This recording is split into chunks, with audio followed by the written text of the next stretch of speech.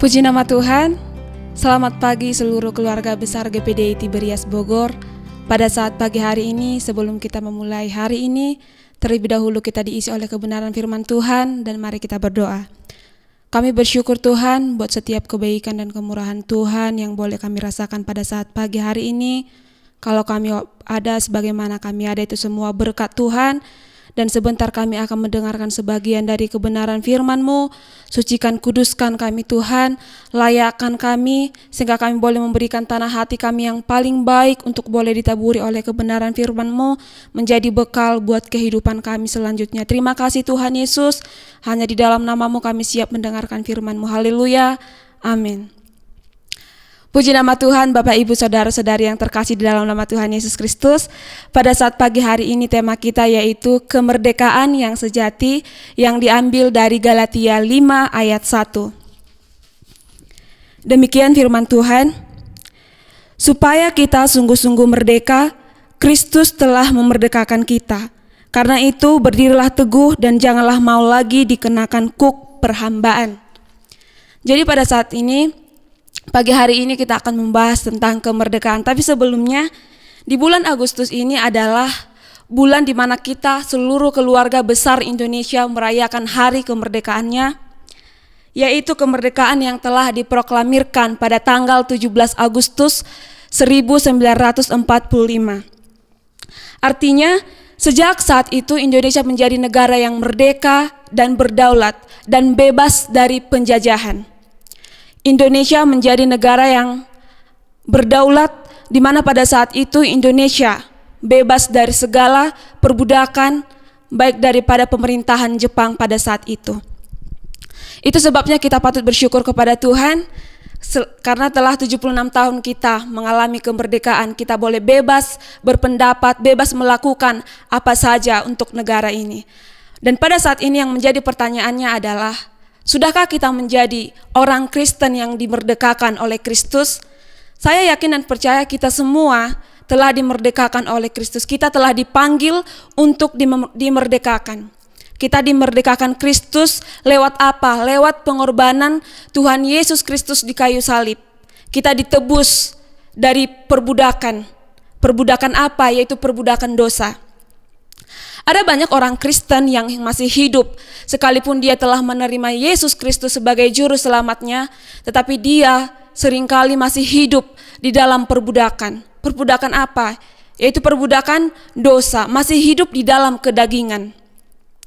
Apa-apa saja itu kedagingan, yaitu hawa nafsu. Hal-hal keduniawian yang membuat hidupnya jatuh, diperbudak, terikat.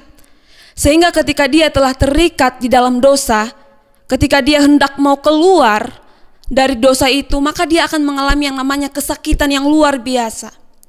Itu sebabnya kita jangan mau lagi diperbudak oleh dosa. Bagaimana supaya kita tidak lagi diperbudak oleh dosa? Kita telah dengar firman Tuhan pada minggu yang disampaikan oleh Bapak Pendeta Jefta Kastanya. Kita harus menjaga pikiran kita harus menjaga hati kita harus menjaga perkataan kita. Dengan apa supaya kita dapat menjaga hati, pikiran, dan perkataan kita? Yaitu kita tinggal di dalam Kristus.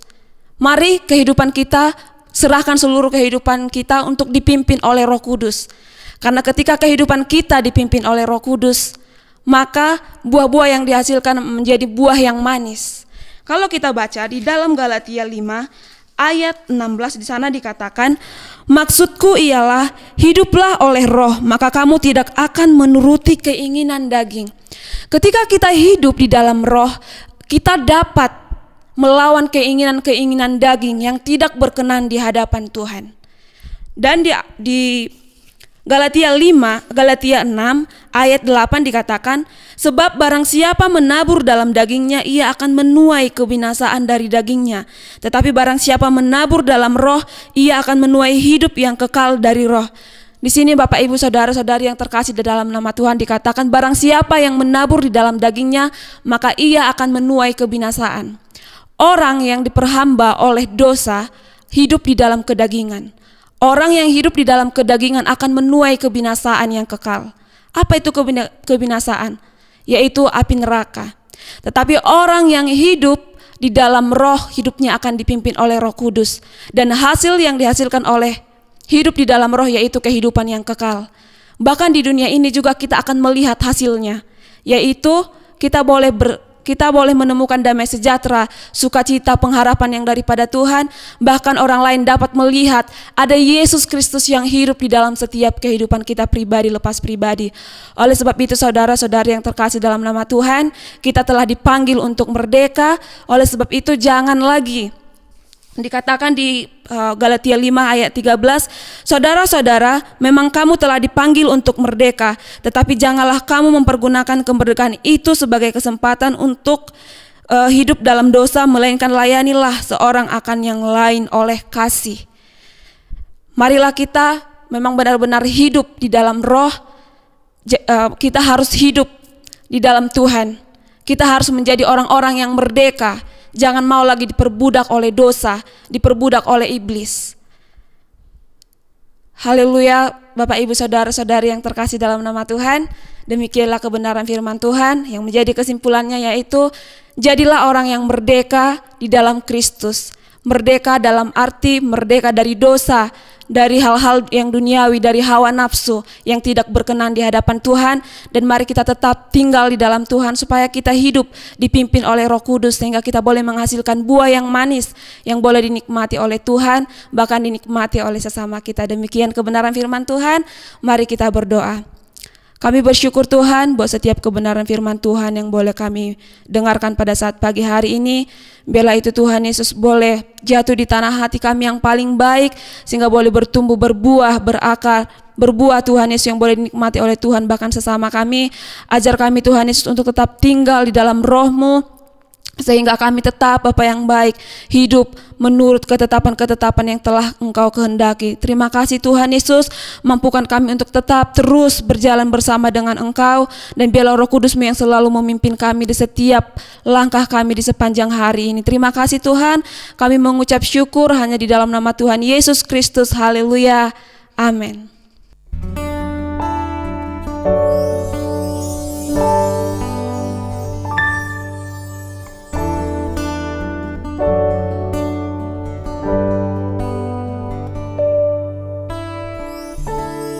Kuatkanlah hatimu lewati setiap persoalan. Tuhan Yesus selalu menopangmu. Jangan berhenti harap padanya. Tuhan pasti sanggup. Tangannya takkan terlambat untuk mengangkatmu. Tuhan masih sanggup. Percayalah, Dia tak tinggalkanmu.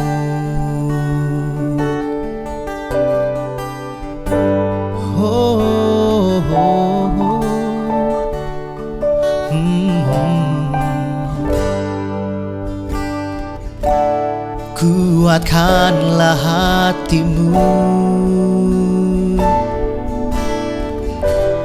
lewati setiap persoalan. Tuhan Yesus selalu menopangmu. Jangan berhenti harap padanya. Tuhan pasti sanggup. Tangannya takkan terlambat untuk mengangkatmu. Tuhan masih sanggup. Percayalah,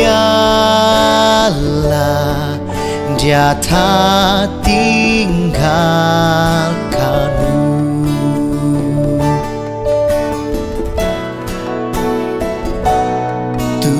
Tuhan pasti sanggup. Tangannya takkan terlambat untuk mengangkatmu. Tuhan pasti sanggup. Percayalah, Dia tak tinggalkanmu. Percayalah,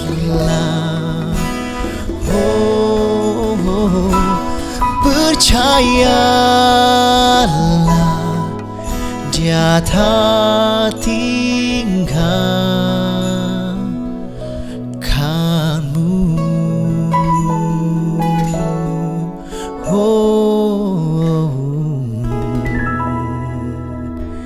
Selamat pagi, selamat beraktivitas. Di hadapan tahta ku